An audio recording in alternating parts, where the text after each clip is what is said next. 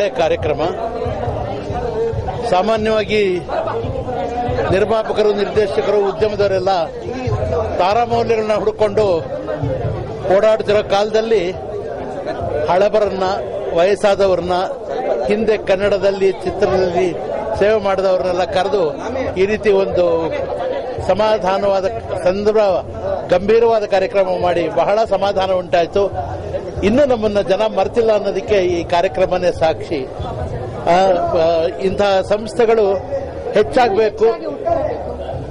ಹಿರಿಯ ಕಲಾವಿದರಿಗೆಲ್ಲ ಮನಸ್ಸಿಗೆ ಒಂದು ಸಂತೋಷ ಆಗುತ್ತೆ. ನಮ್ಮನ್ನ ಯಾರು ಇನ್ನೂ ಮರೆತಿಲ್ಲ ಹಳಬರು ಅಂತ ತುಂಬಾ ಸಂತೋಷ ಆಯ್ತು. ಕಾರ್ಯಕ್ರಮ ತುಂಬಾ ಚೆನ್ನಾಗಾಯ್ತು, ತುಂಬಾ ಚೆನ್ನಾಗಿ. ಇವತ್ತಿನ ಕಾರ್ಯಕ್ರಮದಲ್ಲಿ ನಾವು ಭಾಗವಹಿಸಿದ್ದು ಕನ್ನಡ ಚಿತ್ರರಂಗದಲ್ಲಿ ನಾವು ಉಳ್ಕೊಂಡಿದ್ದಕ್ಕೆ, ನಾವು ಕೆಲಸ ಮಾಡಿದ್ದಕ್ಕೆ ಸಾರ್ಥಕ ಅನ್ನಿಸ್ತು. God bless everybody. ಎಲ್ರಿಗೂ ಒಳ್ಳೇದಾಗ್ಲಿ, ಎಲ್ರಿಗೂ ಒಳ್ಳೇದಾಗ್ಲಿ.